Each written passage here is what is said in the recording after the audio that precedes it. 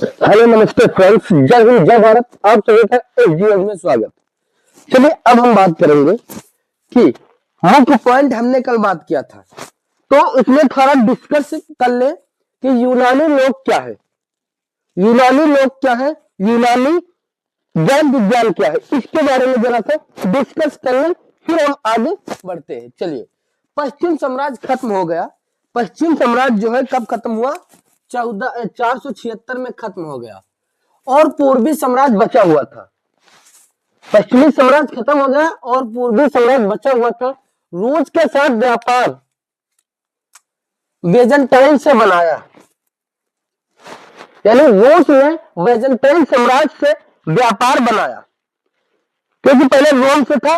रोम दो भागों में बढ़ गया, पश्चिमी खत्म हो गया। पूर्वी भाग से, रोम के पूर्वी भाग से रूस जो है व्यापार का संबंध बनाया। इतनी बात समझ में आ गई। उसके बाद क्या किया? पूर्वी रोमन साम्राज्य जो उससे शासन और संस्कृति पैदा की, पूर्वी रोमन साम्राज्य जो उसने शासन और संस्कृति पैदा की, उसे अरबों ने कम अपनाया। अरबों ने नहीं अपनाया जब तक मिस्र और सीरिया को जीत नहीं लिया।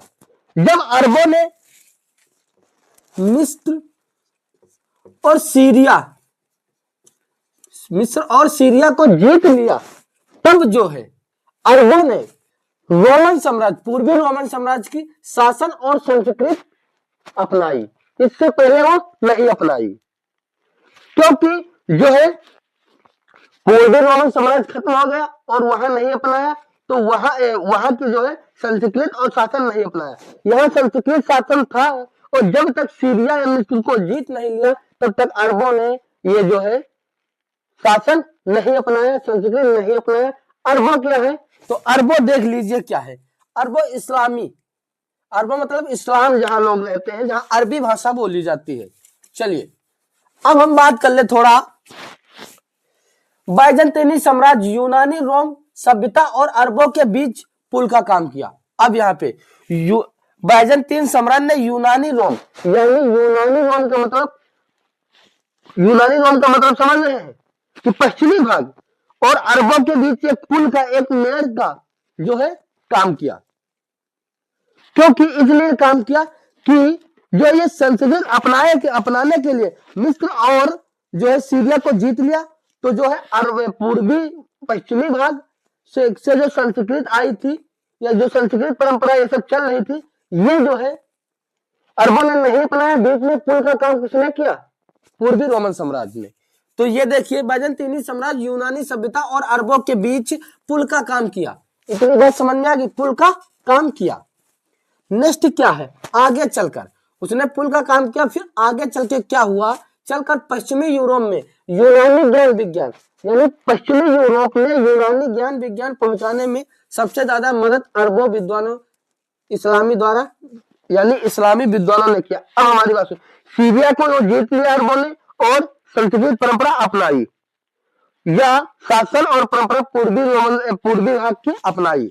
अपनाने के बाद क्या किया? आगे चलकर यूरोप, पश्चिम यूरोप में यूनानी ज्ञान विज्ञान और सभ्यता, ज्ञान विज्ञान पहुंचाने का क्या ज्यादा अरबों ने मदद की।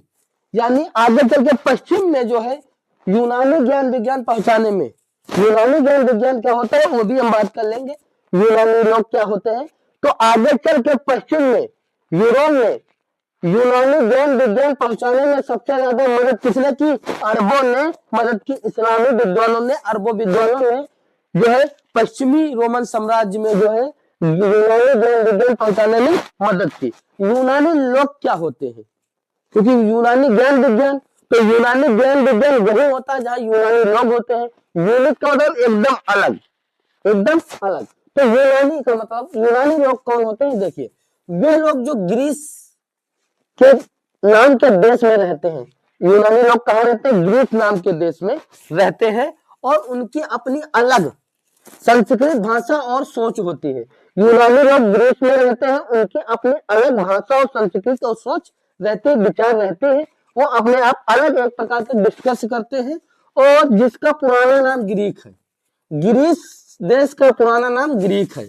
यूनानी ज्ञान विज्ञान क्या हो गया? गणित, खगोलीय विज्ञान, दर्शन, सोच विचार, चिकित्सा यानी दवा इलाज, राजनीतिक शासन, ये सब यूनानी ज्ञान विज्ञान के अंतर्गत आता है। पाइथागोरस प्रमेय ये सब यूनानी ज्ञान विज्ञान के अंतर्गत आता है। इतनी बात समझ में आ गई? चलिए आगे। तो ये यूनानी लोग क्या होते हैं? तो यूनानी ये लोग होते हैं जो बहुत ज्यादा पढ़े लिखे माने जाते हैं और समझदार माने जाते हैं। यानी जैसे हम बात करें हल्दी घाटी सभ्यता, हड़प्पा सभ्यता, तो सभ्यता का मतलब पढ़े लिखे शिक्षित लोग। तो उसी प्रकार यहाँ पे बात हो गई यूनानी लोग, वे पढ़े लिखे लोग, सभ्यता वाले लोग, समझदार लोग माने जाते हैं। यूनानी लोग बहुत समझदार माने जाते हैं। इन्होंने कई नए नए विषयों पर नया ज्ञान दिया। इन्होंने कई नए नए विषय पर नया ज्ञान दिया। उसके बाद इसलिए इनका ज्ञान पूरी दुनिया में मशहूर रहा। ये जो यूनानी लोग हैं ये नए नए टॉपिक पर और नए नए विचार दिए, नए नए ज्ञान दिए, इसीलिए ये पूरे दुनिया में फेमस रहे, मशहूर रहे, प्रसिद्ध रहे। 15वीं सदी में जब कुस्तुनतनिया को तुर्क ने जीत लिया, 15वीं सदी में तो आप बताइए 15वीं सदी में किसका पतन हुआ? पूर्वी रोमन का। तो 15वीं सदी में कुस्तुनतनिया को तुर्क ने जीत लिया तो इसका पतन हो गया। कॉन्स्टेंटाइन महान राजा 330 में बना और 1453 में खत्म हो गया सुल्तान महमद फतह के द्वारा। ये सुल्तान महमद फतह के द्वारा जो है, सुल्तान महमद फतह के द्वारा जो है क्या हुआ? पूर्वी रोमन साम्राज्य खत्म हो गया, उसका पतन हो गया, उसका पतन हो गया। तो चलिए हम आज बात कर लिए हैं कि पूर्वी रोमन साम्राज्य के बारे में। अब हम थोड़ा डिस्कस करेंगे पश्चिमी रोमन साम्राज्य के बारे में। पश्चिमी रोमन साम्राज्य के बारे में डिस्कस करेंगे और कैथोलिक ये सब चर्च के बारे में डिस्कस कर लिए हैं, क्योंकि ऑर्थोडॉक्स किसको बोलते हैं? चर्च जो है वो पूर्वी रोमन साम्राज्य को ऑर्थोडॉक्स बोलते हैं, पश्चिमी रोमन साम्राज्य को क्या? कैथोलिक चर्च बोलते हैं। ये सब हमने बात कर लिया। चलिए अब हम नेक्स्ट वीडियो में मिलता हूँ।